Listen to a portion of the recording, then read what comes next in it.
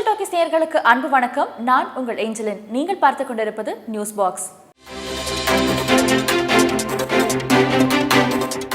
உலக நுரையீரல் அழற்சி நாள், வேர்ல்ட் நிமோனியா டே என்பது நுரையீரல் அழற்சி நோய் பற்றிய விழிப்புணர்வை அனைவருக்கும் உணர்த்தும் நோக்கில் ஆண்டுதோறும் நவம்பர் 12ஆம் நாள் அன்று கடைபிடிக்கப்பட்டு வரும் ஒரு சிறப்பு நாள் ஆகும். சிறுவர்களின் நலனை பிரதிநிதித்துவம் படுத்தும் 100க்கும் அதிகமான உலகளாவிய அமைப்புகள் இணைந்து 2009ஆம் ஆண்டு நவம்பர் 2 முதலாவதாக உலக நுரையீரல் அழற்சி நாளை கொண்டாடினர். 2010 முதல் இது நவம்பர் 12ஆம் நாளில் கொண்டாடப்பட்டு வருகிறது.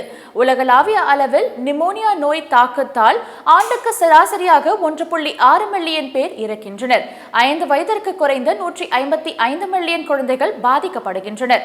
இது எய்ட்ஸ், மலேரியா, எலும்புருக்கி நோய் போன்றவற்றினால் இறப்பு ஏற்படுவதை விட அதிகம் என மருத்துவ சங்கம் குறிப்பு தெரிவித்துள்ளது. நிமோனியா, நுரையீரல் தொற்று, மூளை சவ்வு பாதிப்பு, இரத்தத்தில் நோய்க்கிருமிகள் கலப்பு, காதல் நோய் பாதிப்பு, சைனஸ் போன்ற வகை கொண்டது.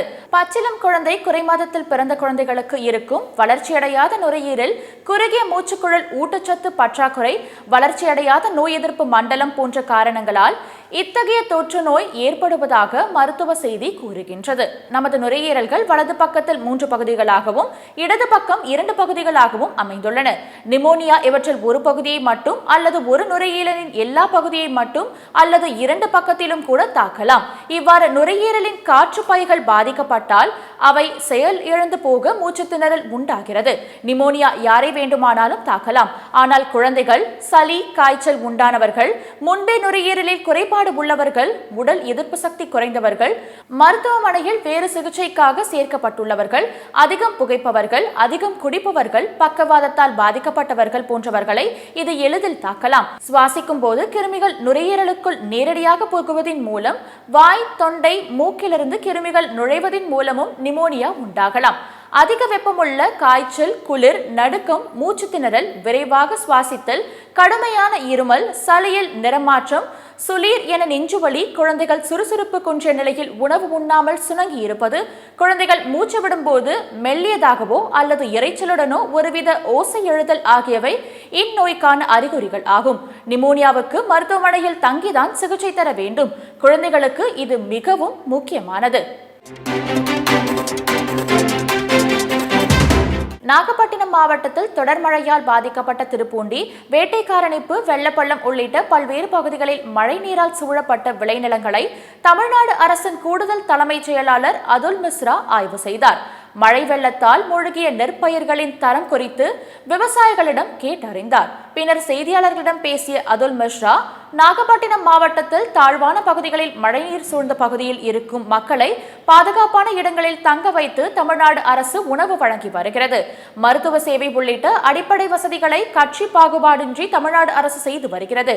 மழை வெள்ளத்தால் பாதிக்கப்பட்ட நெற்பயிர்களை கணக்கெடுக்கும் பணி தீவிரமாக நடைபெற்று வருவதாகவும், விளைநிலங்களில் பயிரிடப்பட்ட பயிர்கள் சேதம் குறித்து விரிவான அறிக்கை தயார் செய்யப்பட்டு விவசாயிகளுக்கான உரிய இழப்பீடு தொகை வழங்க நடவடிக்கை எடுக்கப்படும் என தெரிவித்துள்ளார். இதேபோல் திண்டுக்கல் மாவட்டம் நிலக்கோட்டை சுற்றுவட்டார பகுதியில் தொடர்ந்து மழை பெய்து வருகிறது. இதனால் அப்பகுதியில் 3000 ஏக்கருக்கு மல்லிகை சாகுபடி செய்யப்பட்ட நிலையில் கனமழையால் மல்லிகை செடிகளின் அரும்புகள் அழுகிவிட்டதாக விவசாயிகள் வேதனை தெரிவித்துள்ளனர்.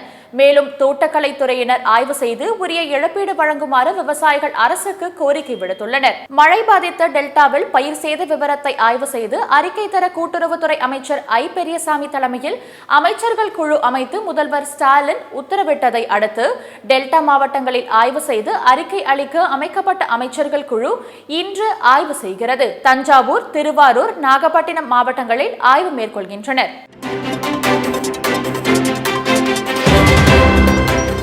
ஆந்திராவில் சூறாவளி காற்றுடன் பெய்த பலத்த மழையால் தாழ்வான இடங்களில் வெள்ளம் சூழ்ந்துள்ளது. பாதிக்கப்பட்ட குடும்பங்களுக்கு உடனடி உதவியாக தலா ரூபாய் 1000 வழங்க முதல்வர் ஜெகன்மோகன் ரெட்டி உத்தரவிட்டுள்ளார். வங்கக்கடலில் உருவான காற்றழுத்த தாழ்வு மண்டலம் புயலாக வலுவடைந்து நேற்று மாலை மாமல்லபுரம் அருகே கரையை கடந்தது. இதன் தாக்கம் தெற்கு ஆந்திரா, ராயலசீமா மற்றும் கடலோர ஆந்திர பகுதிகளில் அதிகம் காணப்பட்டது. கடந்த 4 நாட்களாகவே இப்பகுதியில் மழை பெய்து வருகிறது. குறிப்பாக தமிழக எல்லையை ஒட்டியுள்ள சித்தூர், நெல்லூர் மாவட்டங்களில் காளஹஸ்தி, திருப்பதி, தடா, சூலூர்பேட்டை, ஸ்ரீஹரிகோட்டா போன்ற பகுதிகளில் கடந்த செவ்வாய்க்கிழமை முதல் தொடர்ந்து மழை பெய்து வருகிறது. இதனால் ஏரிகள், குளங்கள் உள்ளிட்ட நீர்நிலைகள் நிரம்பியுள்ளனர். இந்நிலையில் நேற்று மாலை 5 மணி முதல் தமிழக ஆந்திரா எல்லை பகுதியில் பலத்த சூறாவளி காற்றுடன் கனமழை பெய்தது. இதனால் திருப்பதி, திருமலை, கால்ஹஸ்தி போன்ற பகுதிகளில் பல இடங்களில் மரங்கள், மின்கம்பங்கள் சாய்ந்தன. திருமலையில் பாப விநாசம் சாலை மூடப்பட்டது. பக்தர்கள் மற்றும் பிற மக்கள் செல்ல அனுமதிக்கப்படவில்லை. காலி கோபுரம் பகுதியில் 3 கடைகள் மீது பெரிய மரம் ஒன்று வேருடன் சாய்ந்தது. அதிர்ஷ்டவசமாக இதில் யாருக்கும் காயம் ஏற்படவில்லை. தெற்கு ஆந்திரா, ராயலசீமா மற்றும் கடலோர ஆந்திர பகுதிகளில் மழை காரணமாக தாழ்வான இடங்களில் வெள்ளம் சூழ்ந்துள்ளது. பல இடங்களில் சாலைகள் சேதம் அடைந்துள்ளன. மின் விநியோகம் பாதிக்கப்பட்டுள்ளது. சித்தூர் மற்றும் நெல்லூர் மாவட்டங்களுக்கு ரெட் அலர்ட் விடுக்கப்பட்டுள்ளது. இந்நிலையில் மழையால் பாதிக்கப்பட்டுள்ள 9 மாவட்டங்களின் ஆட்சியர்களுடன் முதல்வர் ஜெகன்மோகன் ரெட்டி காணொலி மூலம் ஆலோசனை நடத்தினார். அப்போது முதல்வர் ஜெகன்மோகன் பேசும்போது, தாழ்வான இடங்களில் வெள்ளம் அதிகரிப்பதற்கு முன் அங்குள்ள மக்களை முகாம்களில் தங்க வையுங்கள். அத்தியாவசிய தேவைகளை தடையின்றி வழங்குங்கள். வீடுகள், உடைமைகள் இழந்துள்ள குடும்பங்களுக்கு உடனடியாக ரூபாய் 1000 வழங்குங்கள். சாலையில் விழுந்துள்ள மரங்களை அப்புறப்படுத்துதல், சாய்ந்த மின்கம்பங்களை சீரமைப்பதல் ஆகிய பணிகளை மேற்கொள்ளுங்கள் என உத்தரவிட்டுள்ளார். கடன்குற்றங்கள் தொடர்பான அனைத்து புகார்கள் மீதும் முதல் தகவல் அறிக்கை பதிவு செய்வது கட்டாயம் என உச்சநீதிமன்றம் அரசியல் சாசன அமர்வு இதே நாள் நவம்பர் 12, 2013 அன்று தீர்ப்பளித்தது. இதை வலியுறுத்தும் சட்டங்களில் எந்த குறைபாடும் இல்லை என்றும் முதல் தகவல் அறிக்கை பதிவு செய்வதில் அலட்சியம் காட்டும் காவல்துறையினர் மீதும் நடவடிக்கை எடுக்க வேண்டும் என்றும் அந்த அமர்வு தெரிவித்துள்ளது. முன்னதாக முதல் தகவல் அறிக்கை பதிவு செய்வது தொடர்பான சில வழக்குகளை விசாரித்த உச்சநீதிமன்றம் இந்த விவகாரத்தில் சட்ட சிக்கல்கள் நிலவுவதாக கூறி அரசியல் சாசன அமர்வு இறுதி தீர்ப்பு வழங்க பரிந்துரை செய்திருந்தது. அதை விசாரித்த அரசியல் சாசன அமர்வு வழங்கிய இறுதி தீர்ப்பில் கடுங்குற்றங்கள் தொடர்பான புகார்கள் மீது ஆரம்பகட்ட விசாரணை பதிவு செய்ய வேண்டிய அவசியம் கிடையாது. புகார் மீது நேரடியாக முதல் தகவல் அறிக்கை பதிவு செய்து வேண்டியது கட்டாயமாகும்.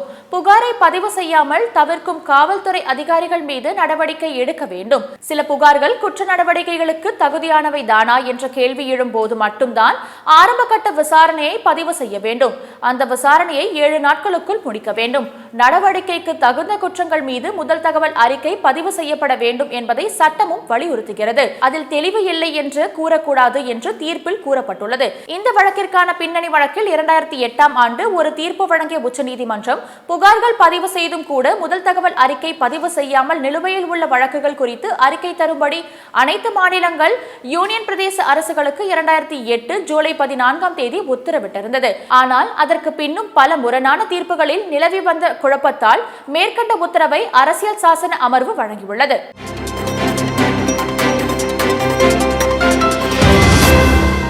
பாரதிய ஜனதா கட்சியின் தேசிய மகளிர் அணியின் தலைவரும் எம்எல்ஏவுமான வானதி சீனிவாசன் நவம்பர் 6ஆம் தேதி தன்னுடைய ட்விட்டர் பக்கத்தில் டெல்லியில் உள்ள கட்சி தலைமையகத்தில் பாஜக குடும்ப உறுப்பினர்கள் உடன் என கட்சியினருடன் அவர் இருப்பதாக ஒரு புகைப்படத்தை பதிவிட்டிருக்கிறார்.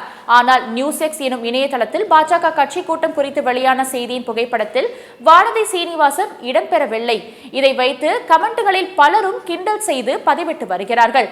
பாஜக தலைவர்கள் புகைப்படத்தில் வானதி சீனிவாசன் மட்டும் அவருக்கு பின்னால் இருக்கும் நபரின் புகைப்படமும் போட்டோஷாப் மூலம் இணைக்கப்பட்டு இருப்பதே கிண்டலுக்கு உள்ளாக காரணமாகி இருக்கிறது. தனது பதிவு போட்டோஷாப் என கிண்டல் செய்யப்படுவது குறித்து வானதி சீனிவாசன், நான் டெல்லி சென்றது உண்மைதான், ஆனால் குழு புகைப்படம் எடுக்கும் போது சற்று தாமதமாக சென்றதால் பலரும் பஸ்ஸில் ஏறிவிட்டனர். இதனால் ஒரு நினைவுக்காக தன்னை போட்டோகிராஃபர் தனியாக புகைப்படம் எடுத்து குழு புகைப்படத்துடன் இணைத்து கொடுத்ததாக பதில் அளித்திருக்கிறார். நவம்பர் 7ஆம் தேதி டெல்லியில் பாஜகவின் தேசிய கூட்டத்தில் கலந்து கொண்ட போது எடுக்கப்பட்ட வேறு சில புகைப்படங்களை வானதி சீனிவாசன் ட்விட்டரில் பதிவிட்டும் இருக்கிறார்.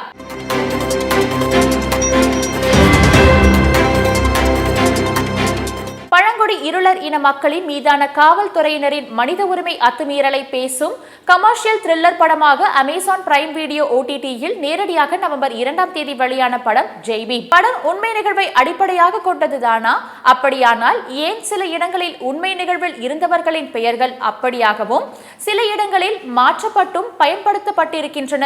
இது வன்னியர்களை இழிவுபடுத்தி குறிப்பிட்ட சாதியினரின் சாதி உணர்வுக்கு தீனி போடுவதா அல்லது சர்ச்சைக்கு உருவாகி விளம்பரம் தேடும் முயற்சியா என பேசியிருக்கும் பாமக இளைஞரணி தலைவர் அன்புமணி ராமதாஸ், படைப்பு சுதந்திரம் என் சமுதாயத்தின் இழிவுபடுத்தும் பயன்படுத்தக்கூடாது, மக்களின் வினாக்களுக்கு விடையளிக்க வேண்டும் என்று தெரிவித்துள்ளார்.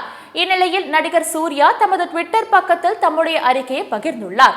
அதில் மதிப்பிற்குரிய மாநிலங்களவை உறுப்பினர் திரு அன்புமணி ராமதாஸ் அவர்களுக்கு வணக்கம். எளிய மக்களின் நலன் மீது அக்கறை இல்லாத யாருடைய கையில் அதிகாரம் கிடைத்தாலும் அவர்களே ஒரே மாதிரிதான் நடந்து கொள்கிறார்கள். அதில் சாதி, மத, மொழி, இனபேதம் இல்லை. உலகம் முழுவதும் இதற்கு சான்றுகள் உண்டு. படத்தின் மூலம் அதிகாரத்தை நோக்கி எழுப்பிய கேள்வியை குறிப்பிட்ட பெயர் அரசியலுக்குள் சுருக்க வேண்டாம் என்று அன்புடன் கேட்டுக்கொள்கிறேன் என்றும், எதிர்மறை கதாபாத்திரங்களுக்கு எந்த பெயர் வைத்தாலும் அதில் யாரேனும் மறைமுகமாக குறிப்பிடப்படுவதாக கருதப்படுமேயானால் அதற்கு முடிவே இல்லை. அநீதிக்கு எதிராக ஒன்றிணைய வேண்டிய போராட்ட குரல் பெயர் அரசியலால் மடைமாற்றம் செய்யப்பட்டு நீர்த்து போகிறது. சக மனிதர்கள் வாழ்வு மேம்பட என்னால் முடிந்த பங்களிப்பை தொடர்ந்து செய்கிறேன். நாடு முழுவதிலும் எல்லா தரப்பு மக்களின் பேரன்பும் பேராதரவும் எனக்கு இருக்கிறது. விளம்பரத்திற்காக யாரையும் அவமதிக்க வேண்டிய எண்ணமோ தேவையோ எனக்கு இல்லை என்பதை பணிவுடன் தெரிவித்துக் கொள்கிறேன். சமத்துவமும் சகோதரத்துவமும் பெருக நாம் அனைவரும் அவரவர் வழியில் தொடர்ந்து செயல்படுவோம். தங்கள் புரிதலுக்கு நன்றி. அன்புடன் சூர்யா என தெரிவித்துள்ளார். இத்துடன் நியூஸ் பாக்ஸ் நிறைவடைகிறது. வேறு பல செய்திகளுடன் நாளை சந்திப்போம்.